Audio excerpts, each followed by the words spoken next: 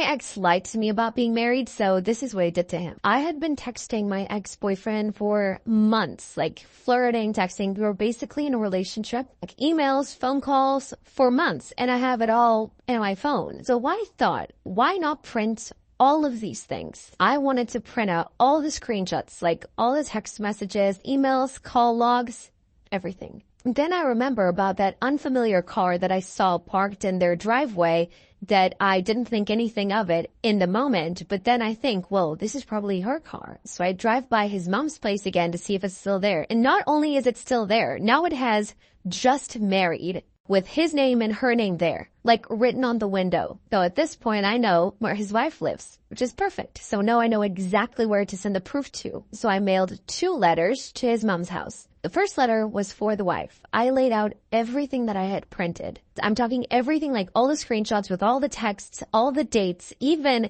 the call logs from when he called me apparently during their honeymoon. Now, the second letter was to his mom. I let her know that not only did her son never say that he was in a relationship, let alone married. And I also reminded her that she had a shotgun wedding herself, so maybe dial down on the judgment. And I ended the letter by saying, well, now your new daughter-in-law has all the receipts. So I sent both signature required so that they could open them ASAP.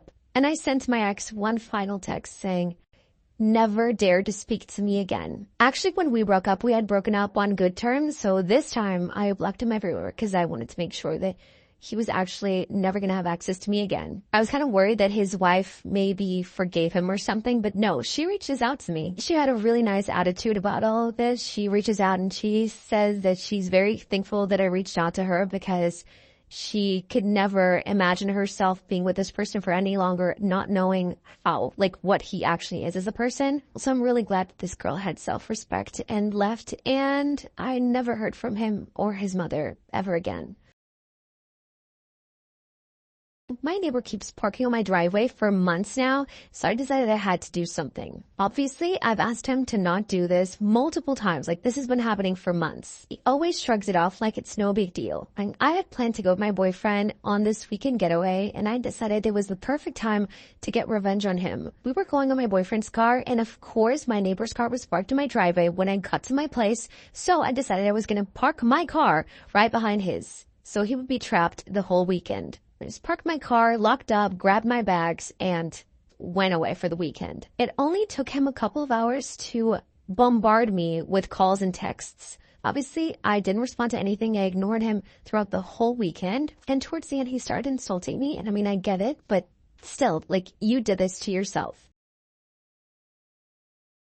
I catfished my boyfriend to see if he was cheating on me. We were always on and off, but about a year into our relationship, things were going pretty good. And so for the first time, I comment on one of his Instagram pictures, and to my surprise, there's this girl that I had never heard about, and she replies, she's the main character.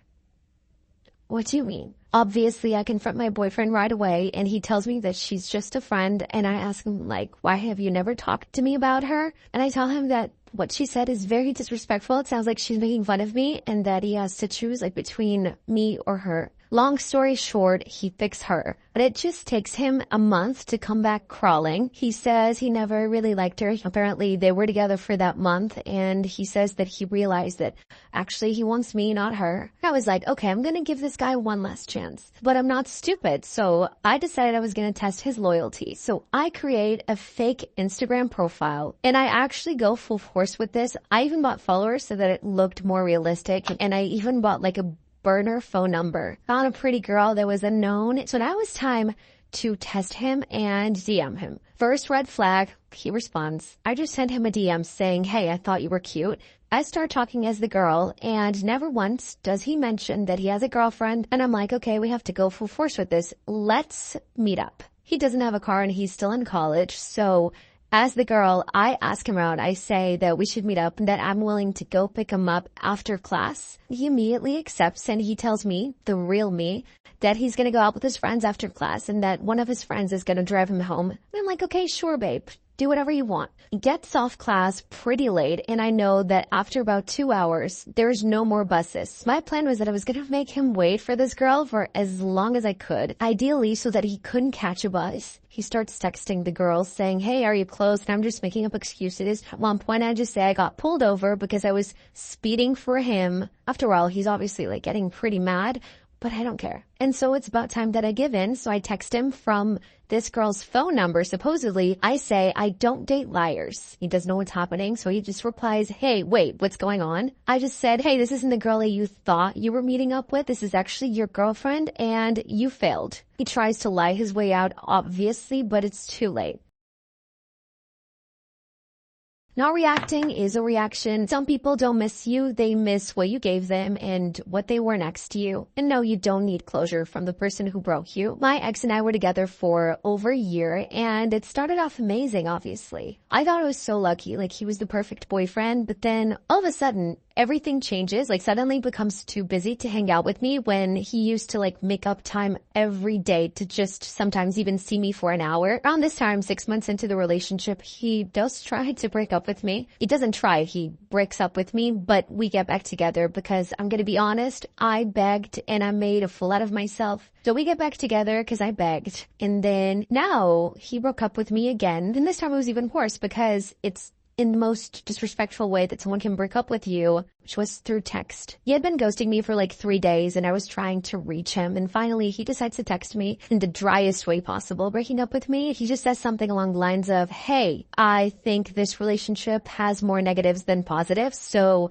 I think it's best for us to break up. And then he finishes it off with, love you though. So the first time he broke up with me and I made a fool out of myself, begging him and embarrassing myself, I promised that I was never going to do it again if he broke up with me again. After reading this disrespectful text, I thought, okay, I can't react. So I just sent him a text back saying, thank you for everything. Wish you the best. He definitely wasn't expecting me to react that way because it only took him a week to break down and come back. So in just one day, I had 15 missed calls and 28 texts. The texts were him basically asking me if we could talk and that I was being really cold and distant and he wasn't understanding my behavior. He had the nerve to say, I'm in therapy because of you now. I mean, the audacity. He never once said I'm sorry. He was just trying to guilt trip me, even though he was the one who broke up with me. I knew he didn't want to fix anything. He just felt really irrelevant because I didn't give him what he wanted, which was attention, and I didn't beg. So I gave him the opposite. I just blocked him, and I've never spoken to him ever again.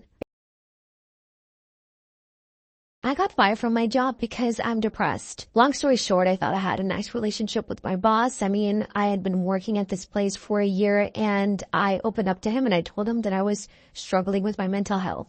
Obviously, I didn't tell him this out of nowhere. Like, he was someone who was constantly venting about his own issues. So I thought, okay, maybe I have, the chance to talk to him about this too. He went behind my back and he told HR. In the end, I got fired and it felt like they were doing me a favor because they told me that I needed to find happiness. I was devastated because if I was depressed, I became even more depressed because how am I going to make money now? And I told my boss, like, my depression has nothing to do with this job. I love this job. It's just a lifelong depression. And obviously getting fired from this job is going to make it even worse. And I knew I had to do something because my boss couldn't get away with this. My boss is on call 24/7, so like twice a week, very late at night. So I block my caller ID and I call him nonstop. Then I play some creepy music and he wakes up every time.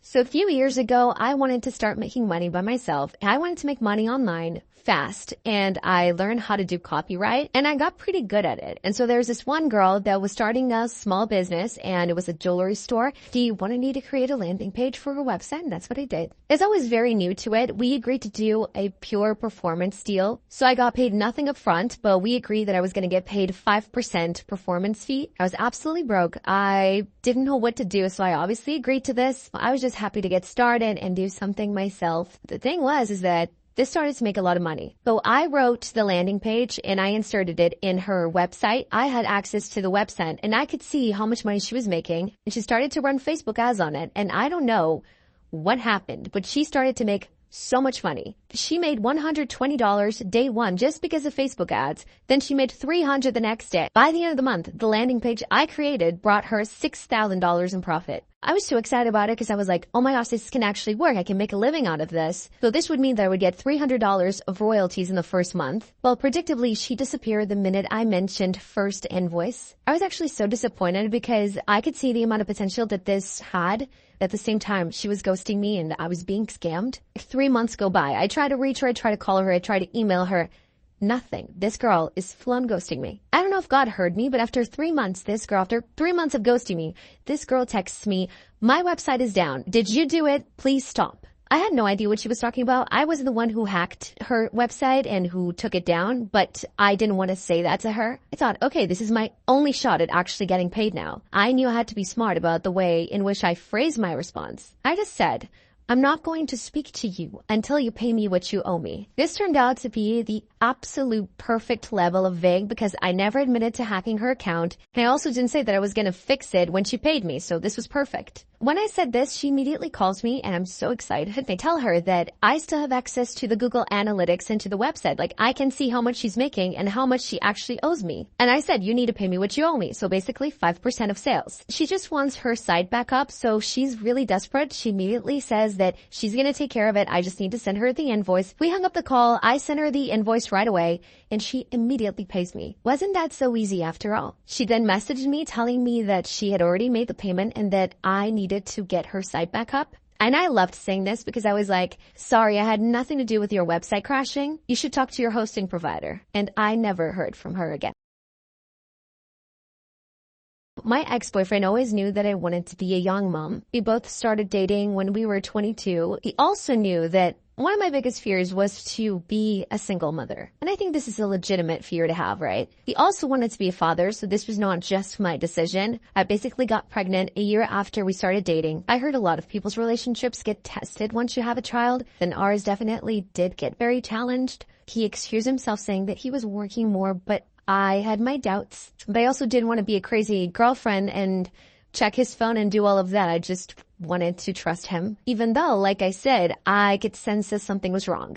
But I guess maybe I was trying to protect myself and ignore it. Basically, I never snooped through anything. I didn't intend on finding anything out. There's just one random day where he's working and I'm at home taking care of our daughter, and I get sent, anonymously, by the way, texts and videos. It was pretty traumatic. It was 2 short videos, and it was of him and the girl he was cheating on me with. And I know he didn't send them, right? So she's the only one that could have sent those. Because basically them having in the car. I waited for him to get home and I confront him about it. Since I said that my biggest fear is being a single mother, I was willing to forgive him. I was so devastated, but in the back of my head, I was like, okay, I want him to explain what this is to me, even though the proof was just so evident. He comes, I'm bawling, I'm showing him what I just got sent, and I'm asking, who sent this to me? He starts crying too. He says that she was the one who probably sent those. I was like, okay, what a surprise, right? I didn't know this girl. He told me that she was also a single mother. He also said that he couldn't promise me that he would leave her